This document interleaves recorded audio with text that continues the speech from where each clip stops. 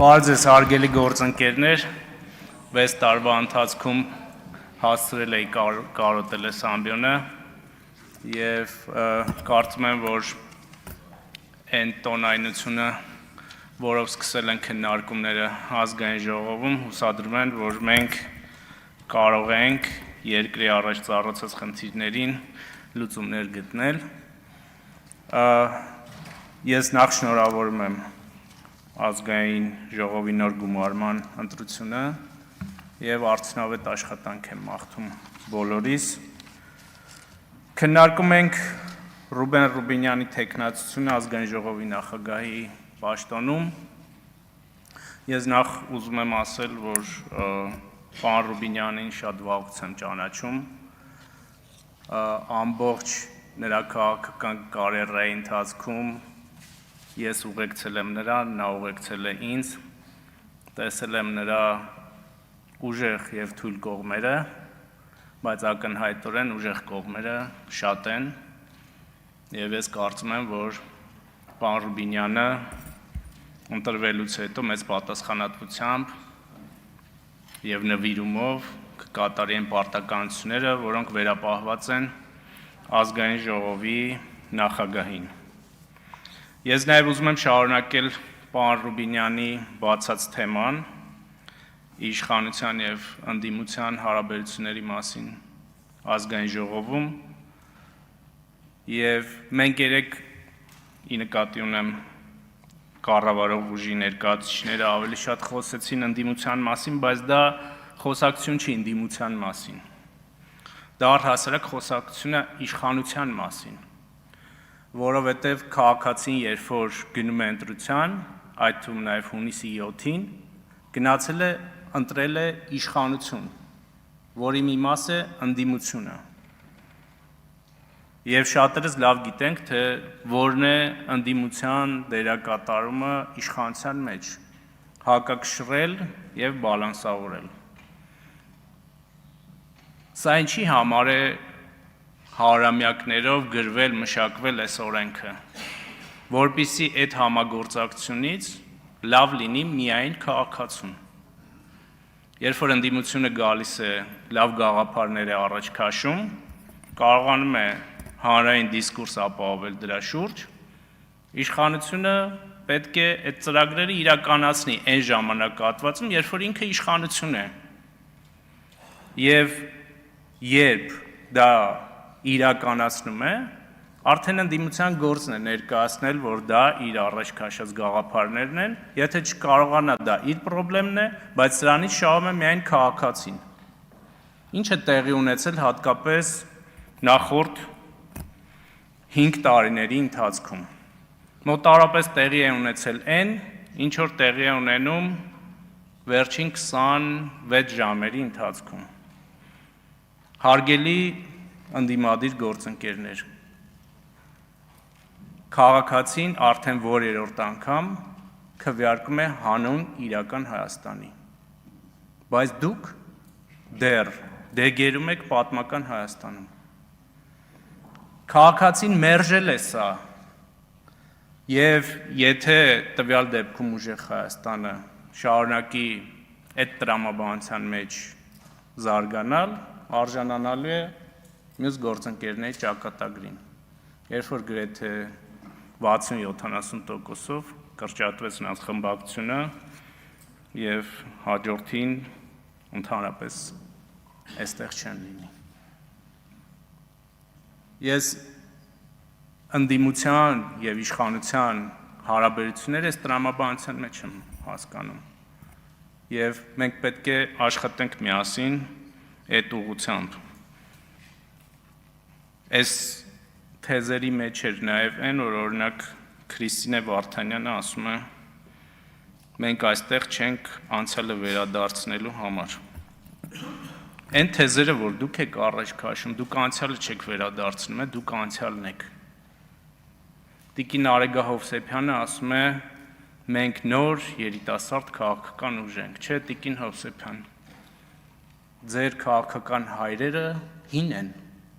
և իրենք ձեզ հետ են տանում, այո, այս քաղաքական ուժի, շատ հին են, որովհետև եթե շատ ու շատ իր նայեք, ապա ձեր մեջքի հետում կտեսնեք Կարեն Կարապետյանին, որը ՀՀԿ խմբակցության ղեկավար է եղել եւ Սերժ Սարգսյանի աշխատակազմի ղեկավար, կտեսնեք ձեր կուսակցության առաջնորդին, ով շատ ակտիվ, օրինակ հիմա Գագիկ Ծառուկյանն եք պաշտպանում, բայց 15 թվականին շատ ակտիվ մասնակցում էր Գագիկ Ծառուկյանի շուրջ ռազմորկեքին եւ իտոգներ էր տալիս։ Հին եք,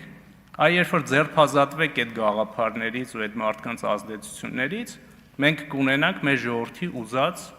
իշխանություն եւ ընդդիմություն հարաբերությունները։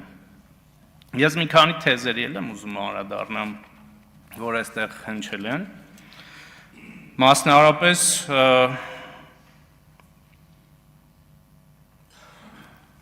ասում եք,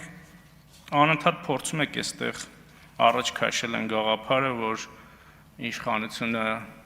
փոխել է թվերը, կեղծել է թվերը, խնդրում եմ, այն ինչ որ դուք արել եք, մեզ մի վերագրեք։ Ասում եք, իշխանությունը գիշերը ժամը 2-ին եկավ եւ հայտարարեց, որ հաղթել է ընտրություններում։ 24 News հեռուստաալիքը այդ ժամանակ հեռարձակում էր մեր հայտարարությունը։ Եվ էկրանին կային թվերը։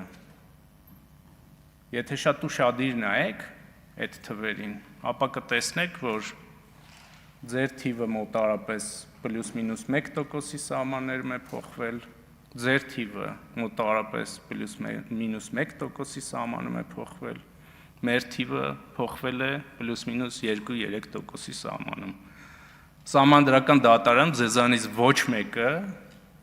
որևէ ապացույց չի ներկայացրել, որ տեղամասերում ընտրությունների արդյունքները փոխվել են, եւ հետեւաբար իշխանության վերլուծություններ տվյալ պահին ունեցած իր թվերով եւ այն օրենքով, որ կա, որ ինքը ձևավորում է իշխանություն։ Խոսում եք ընտրությունների արդյունքները ամփոփումը դադարեցվել է։ Մի հատ փաստ եք ներկայացրել, որ այդպիսի բան է տեղի ունեցել։ Մի փաստ։ Սահմանադրական դատարանի վերդիկտը կա, եւ դուք պետք է հաշվի նստեք, որովհետեւ այդ վերդիկտը ընդունել է նաեւ ժողովուրդը, որովհետեւ եթե այդ ժողովուրդը չընդուներ վերդիկտը, ապա այսօր ուրեմն փողոցներում, ինչպես իմ գործընկերները ասացին, բազմաթիվ մարդիկ կլինեին եւ այս իշխանությունը չէր լինի։ Այն պահին, երբ որ դուք հաշտվեցիք եւ ընդունեցիք արդյունքները, որ ընդունել է ժողովուրդը, դուք կդառնաք այդ ժողովրդի իշխանության մի մասը հաջորդ ընտրություններին իշխանության գալու հնարավորությամբ, եթե ոչ, խնդրեմ այս օրինակը։ Դուք ասում եք Նիկոլ Փաշինյանը 3-րդ անգամ դարձավ վարչապետ, իսկ ինքը դրա դեմ պայքարում էր Սերժ Սարգսյանի ժամանակ։ Սերժ Սարգսյանը սահմանադրություն էր փոխել 3-րդ անգամ դառնալու վարչապետ, երկրի ղեկավար։ Եվ այն օրենքների եւ օրենսդրության սահմաններում, որ տեղի են ունենում ընտրություններ, դրանք գործում են քաղաքակիրթ շատ երկրներում։ Մերկելը 4 անգամ դարձել է Գերմանիայի կանցլեր։ 4 անգամ դարձել է Գերմանիայի կանցլեր, այն նույն օրենքների տրամաբանությամբ, որ մենք ունենք։ Եվ այստեղ շատ հաճախ այդ իրողությունների նենգափոխում է տեղի ունենում։ Սա էլ է վատ, որովհետև դուք ապակողնորոշում եք մեր ժողովրդին։ Եվ հետո շատ դժվար է լինում, մեծ ջանքեր է գործադրվում, որպեսզի դա փոխվի։ Այստեղ տարբեր քրեական գործերի մասին խոսվեց, օրինակ Ռուբեն Մխիթարյանի գործը համեմատվեց 2008-ին տեղի ունեցածների հետ, հարգելի գործընկերներ, դուք երևի այդ ժամանակներ չեք ապրել։ Մեր ժամանակների առավելությունն է եւ ասում եք ինչ արդյունք եք ստեղծել։ Մենք ստեղծել ենք այն արդյունքը, որ կարող է իրավապահ համակարգը սխալվի կամ թերանա, բայց մենք ունենք դատարաններ, որոնք դրանք կարան բեկանել։ Ձեր ժամանակ, պարոն Քոչյան, ձեր հայրիկի, պարոն Կարապետյան, ձեր հայրիկի իշխանության ժամանակ որևէ դատարան նման որոշում չէր կարող կայացնել։ Հարգելի գործընկերներ, համի բան էլ ես մտածում եի, որ մենք Գառնիկ Դանելյանին կկարոտենք, բայց երեք հասկացանք, որ չէ, եւ հարգելի գործընկերներ, ես ուզում եմ ասել, որ քաղաքացիական պայմանագիրը այնպես, ինչպես միաձայն առաջադրել է պարոն Ռուբեն Ռուբինյանին ազգային ժողովի նախագահի պաշտոնում, այնպես էլ քվեարկել է միաձայն նրա թեկնածության օգտին։ Շնորհակալություն։ Շնորհակալություն, պարոն Արությունյան, հարգելի գործընկերներ, մտքերի փոխանակությունն ավարտվեց։